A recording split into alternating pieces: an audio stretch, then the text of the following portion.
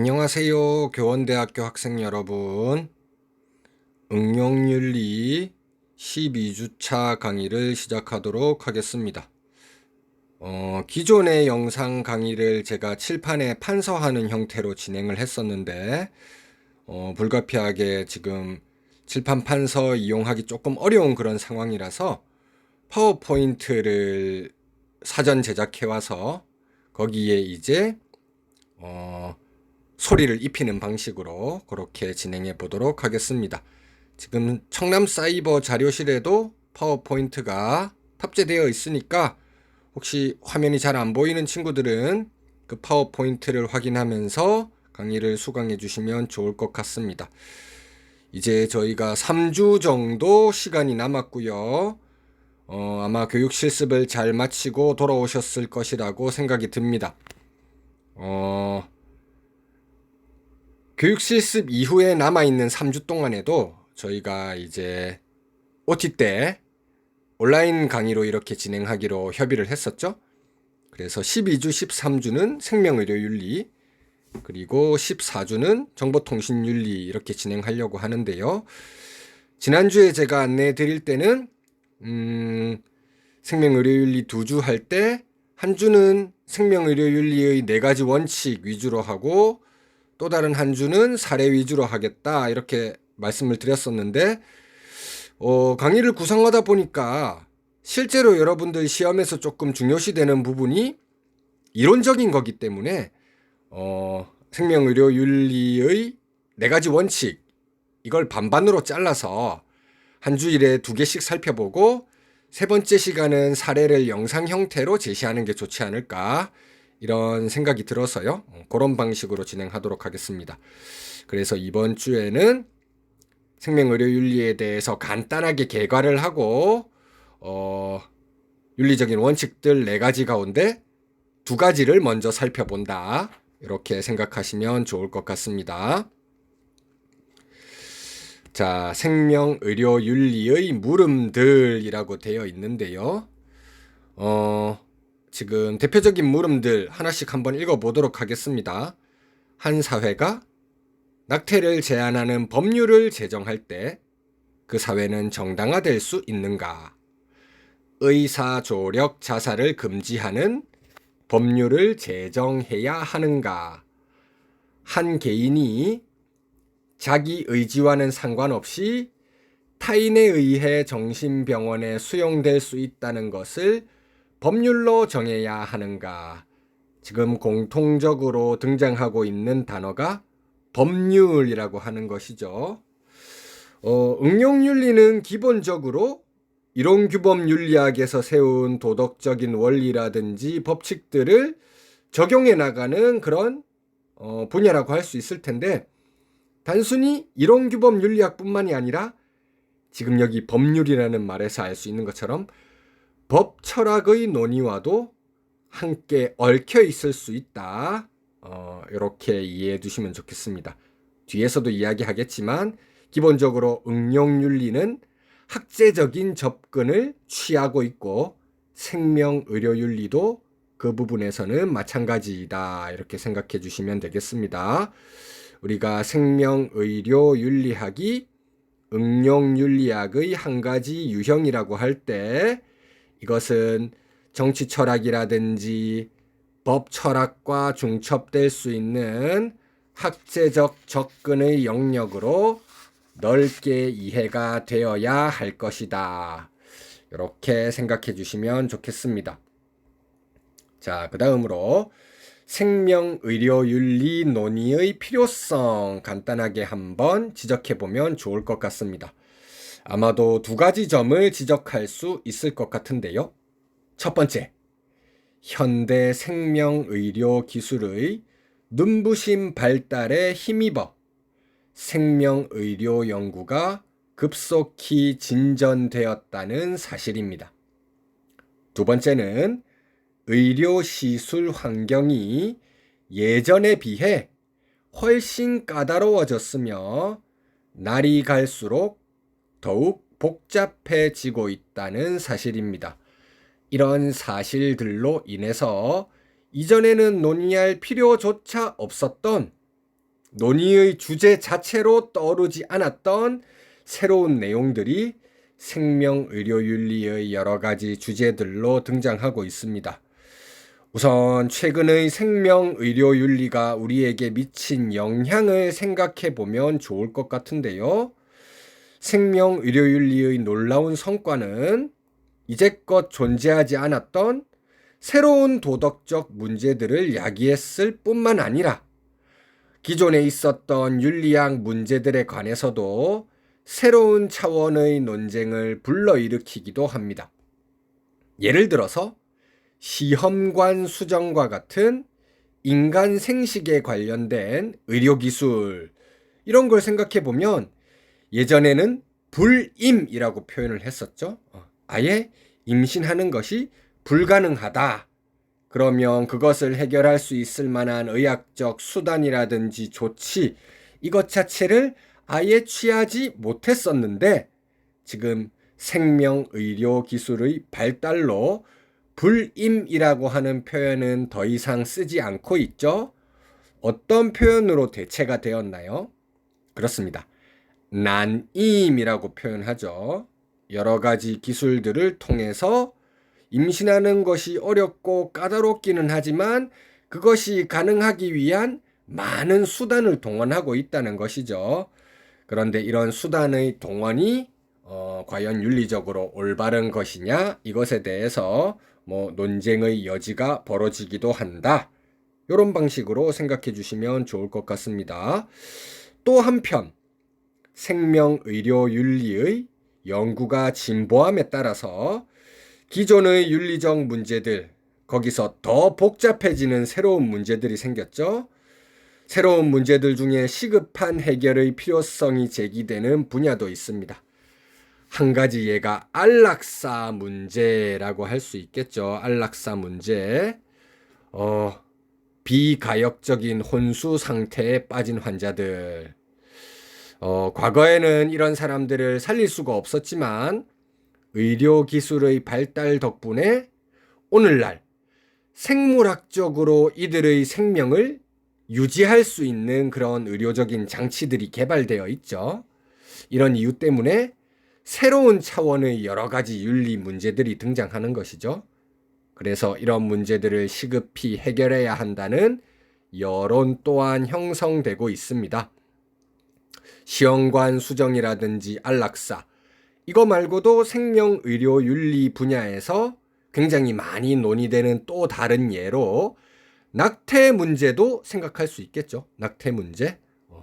낙태 문제에서 태아의 생명권을 중요시할 것이냐, 아니면 임산부의 자율권을 중요시할 것이냐, 이 두 가지 중에 어떤 것을 더 중요시하느냐에 따라서 이제 낙태 행위가 허용될 수 있는가, 그렇지 않으면 허용될 수 없는가, 이런 다양한 논의들이 이루어지기도 합니다. 자, 생명의료 관련 기술들의 발달, 이것 덕분에 생명의료윤리 논의의 필요성이 요즘 더욱 부각되고 있다. 이런 내용을 간단하게 살펴봤고요. 앞서서 이제 응용윤리 자체가 기본적으로 학제적인 성격을 띠고 있기는 하지만 특히 생명의료윤리 분야에서 가지고 있는 학제적인 성격, 이것도 한번 살펴보는 게 여러분들 학습하는데 도움이 될 수 있을 것 같습니다. 생명의료윤리의 학제적 성격. 첫 번째, 앞서 언급했던 것처럼 생명의료윤리는 다양한 분야들과 연관을 맺고 있죠. 이론 규범 윤리학뿐만이 아니라 사회 철학이라든지 법 철학과도 공유하는 부분이 많습니다. 앞서서 이제 의료행위할 때 다양한 법률들에 대해서 고려해야 한다. 이 부분에서 법철학과 연결될 수 있을 만한 내용 우리가 충분히 생각할 수 있을 것 같고요. 사회철학에서 이제 가장 중요시 여기는 게 정의라고 하는 주제이잖아요. 이번 주에 다루지는 않겠지만 다음 주에 다루게 될 생명의료윤리의 여러 가지 원칙들 중에 특히 중요하게 언급되는 것이 정의의 원칙도 있습니다. 그런 것처럼 사회 철학이나 법 철학과도 공유하고 있는 부분이 상당히 많다는 점 지적해야 되겠고요.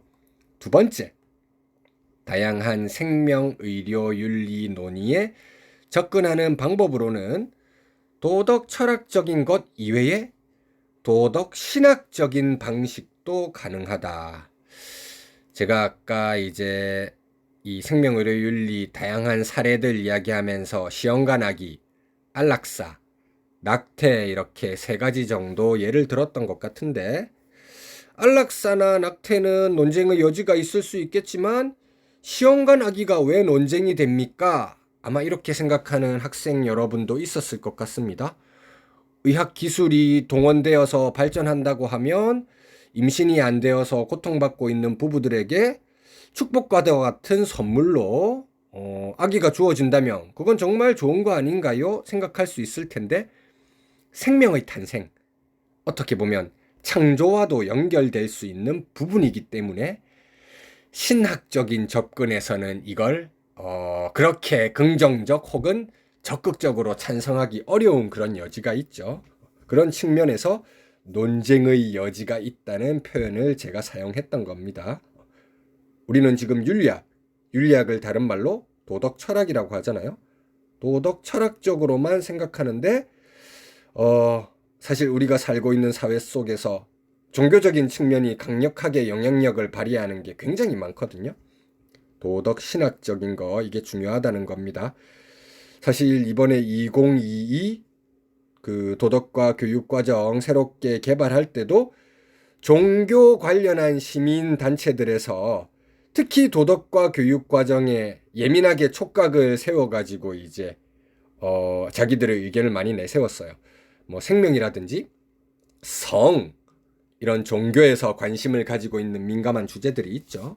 그래서 우리 학문 영역에서는 항상 종교와도 잘 소통하고 갈등을 줄이기 위해 노력하는 자세가 필요하다. 이걸 항상 염두에 두셔야 되겠습니다.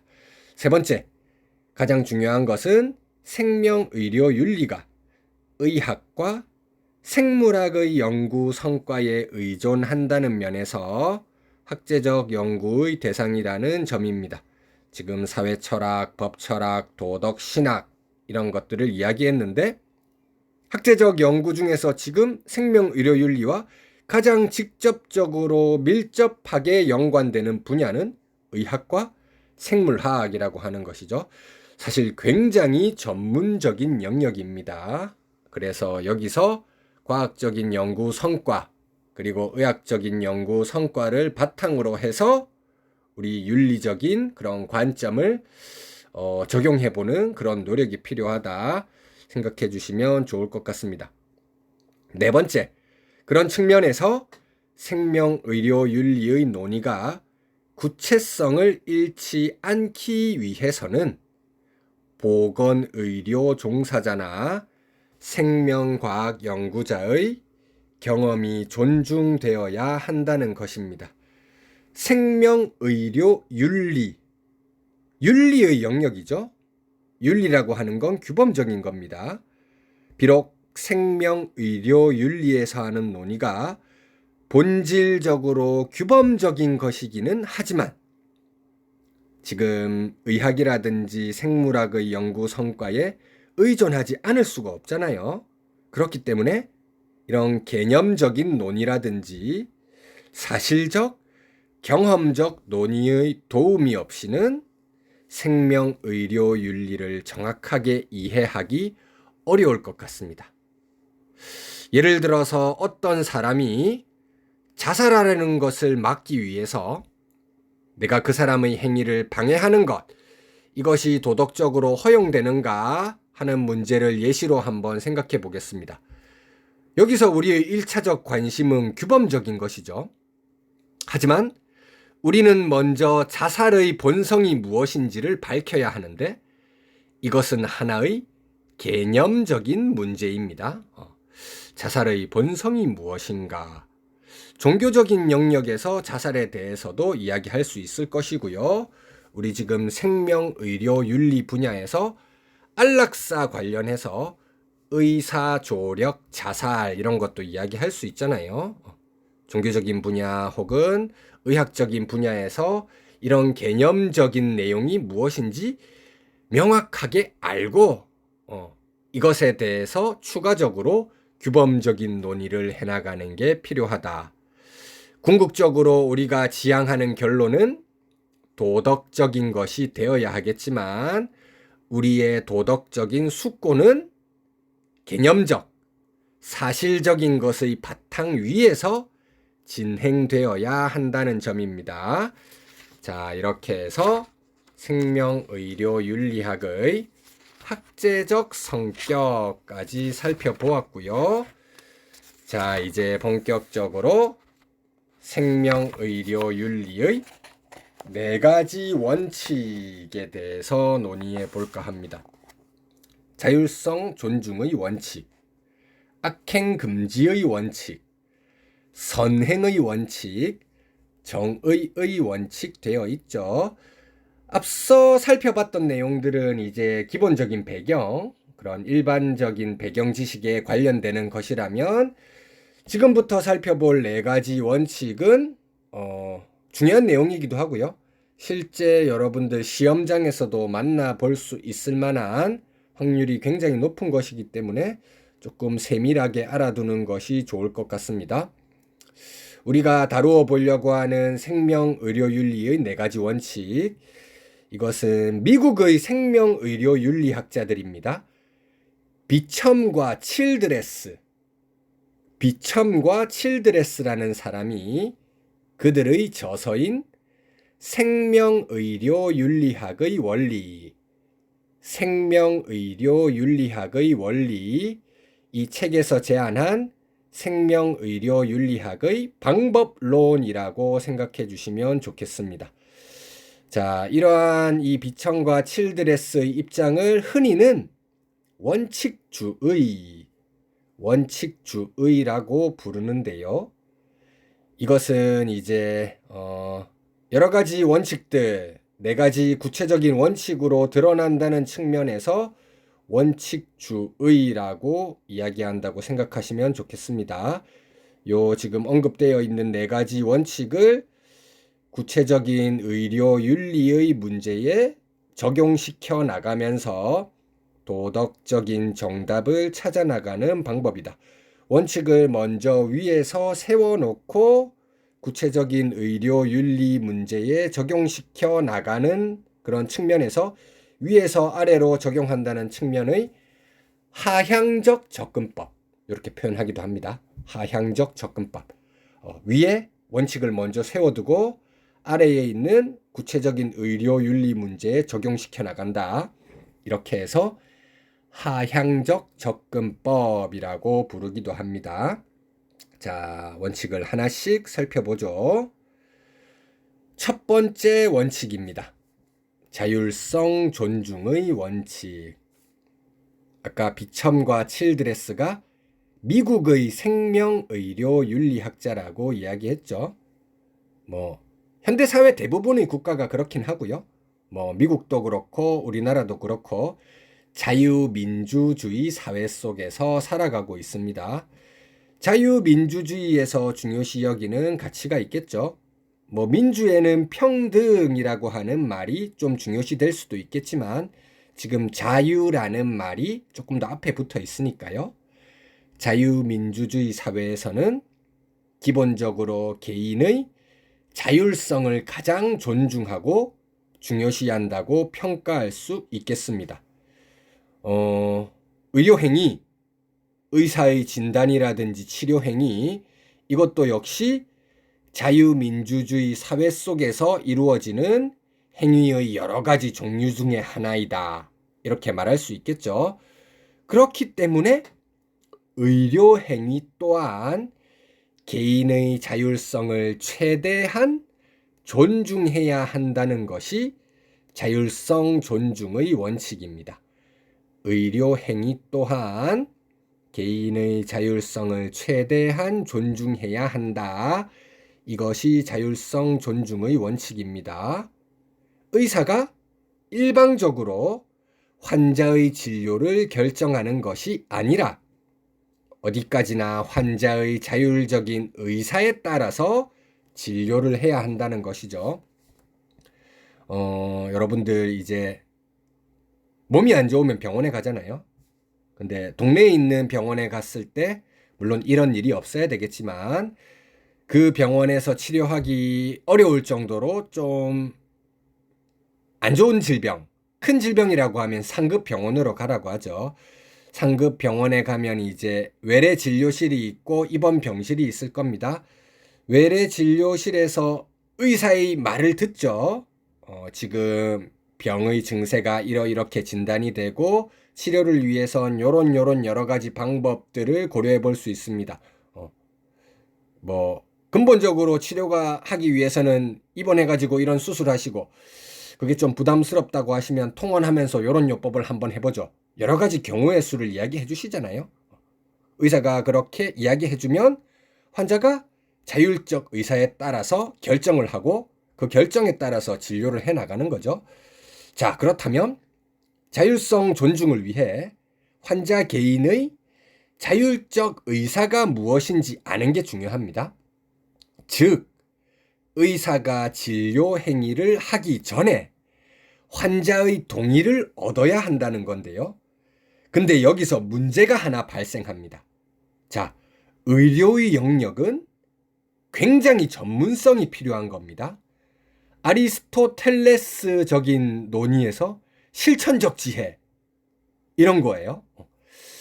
예전에 이제 제가 대학원에서 공부할 때 초등 도덕 교육 전공하신 선생님께서 초등 도덕 교육에서 실천적 지혜를 적용한다.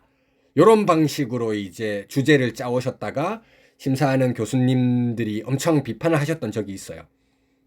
실천적 지혜라고 하는 건 나이도 어느 정도 먹고 교육도 충분히 받아서 여러 가지 상황에 대해 충분히 아는 사람이 거기서 제일 적절한 걸 고를 수 있는 능력인데 초등학생한테 이건 약간 어불성설이다 이야기하는 거죠.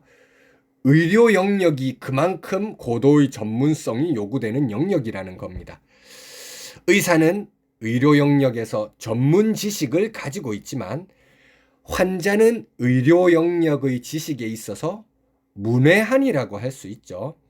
이런 비대칭성 때문에 환자가 동의하는 게 과연 진정한 동의가 맞는가?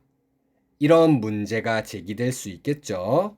그래서 여기서 중요한 게 충분한 설명에 근거한 동의가 이루어져야 한다. 의사는 의료 영역에서 굉장히 전문적인 지식을 가지고 있지만 환자는 그렇지 않기 때문에 이러한 비대칭성 문제를 해소하기 위해 충분한 설명에 근거한 동의가 이루어져야 한다. 이게 이제 자율성 존중의 원칙에서 언급되는 첫 번째 문제라고 할 수 있겠고요. 자, 어떻게 보면 이건 그렇게 어려운 문제가 아닐 수 있습니다. 의사가 잘 설명해주면 의료 지식이 없는 환자라고 할지라도 설명에 근거해서 동의할 수 있으니까요. 그런데 중요한 것은 환자가 자율적인 의사 표명 자체가 불가능한 그런 경우도 있을 수 있습니다. 예를 들어서 교통사고로 식물인간이 된 환자에게 동의를 얻을 수는 없는 것이죠. 자, 이럴 때 자율적인 의사 표명, 환자 스스로 자율적인 의사 표명이 불가능한 경우에 그럼에도 불구하고 이 환자의 자율성을 존중해 주기 위한 표준에는 어떤 것이 있을까? 자율성 존중 원칙에서는 3가지 정도의 표준이 있을 것이다 라고 말하고 있습니다. 대리 판단 표준, 순수 자율성 표준, 환자의 최선 이익 표준 이렇게 3가지가 있는데요. 첫 번째 대리 판단 표준부터 살펴보도록 하겠습니다. 이 환자가 의사를 표현할 수 있다면 과연 이 상황에서 무엇을 원했겠는가? 이 물음에 따라서 결정을 내리는 것을 대리 판단 표준이라고 합니다. 자, 요 결정하는 경우의 수가 두 가지가 있거든요. 경우의 수 첫 번째, 환자를 가장 잘 아는 대리인을 선정해서 그 환자가 자율적 능력을 지녔다면 이 상황에서 어떤 결정을 내렸을지를 찾는 방법. 아마 가족이라든지 최측근한테 물어보는 게 되겠죠. 아마 당신께서 이 환자에 대해서 가장 잘 아시니까 이 환자분이 정상적인 그런 판단할 수 있었을 경우라면 어떤 결정하셨을까요? 이렇게 물어봐서 대리하는 겁니다. 그 다음 두 번째 경우의 수. 환자와 같은 질병에 걸린 합리적인 대부분의 사람들이 어떤 결정을 내리는지를 찾는 그런 방법. A와 B의 두 가지 경우의 수로 나누어진다. 이게 대리 판단 표준이 되겠고요. 두 번째, 순수 자율성 표준입니다. 이것은 환자가 의사 표현 능력을 상실하기 전에 표명한 견해를 대리인이 그대로 전달하는 방법. 요즘 이제 장기 기증에 대해서 사전 서약 이런 거 하잖아요. 사전 서약 했으면 이건 명확하게 순수 자율성 표준에 맞는 것이죠. 이제 식물인간 상태가 된 가족이 있을 때 의료진이 아마 문의를 하겠죠. 지금 저희가 차트를 보니까 환자께서 식물인간 상태가 되기 전에 내가 회복 불가능한 그런 식물인간 상태가 된다면 이제 장기를 다른 사람들한테 기증하기로 이렇게 사전 서약을 하셨어요. 요거 강요가 아니라 의료진이 강요가 아니고 환자께서 건강하시던 시점에 순수하게 자율적으로 선택하신 거거든요. 그거에 따라서 진행하시겠습니까? 지금 여기 적혀 있는 것과는 약간 방향이 반대긴 하네요. 환자가 사전에 순수하게 결정했던 걸 대리인한테 물어봐서 한번 재확인하는 그것도 요거와 유사할 수 있다는 거죠. 근데 대리인이 환자가 정상적이었었던 상황에 순수하게 자율적으로 언급하거나 제일 정확한 건 이제 서류로 작성해서 이제 뭐 법적인 그런 효력을 가질 수 있는 문서가 있다면 가장 정확할 수 있겠죠. 그걸 대리인이 의료진에게 그대로 전달한다. 순수 자율성 표준이 되겠습니다. 환자의 생전의 유언, 공증 다 받아져 있는 서류로 있는 것. 이게 제일 대표적인 사례가 되겠죠. 그 다음 세 번째는 환자의 최선 이익 표준입니다. 말 그대로 그 상황에서 무엇이 환자에게 최선의 이익이 되는가를 찾아내는 방법인데요. 이것은 이제 이번 주에 직접 다루지는 않겠지만 다음 주에 다루게 될 선행의 원칙, 이것과 관련되는 겁니다. 공리주의 추론과 연결될 수 있는데 이건 이제 다음 주 선행의 원칙 할 때 조금 더 자세히 한번 이야기해 볼 수 있을 것 같습니다. 그러면 잠깐 쉬셨다가 이제 두 번째 원칙으로 넘어가 보도록 하겠습니다.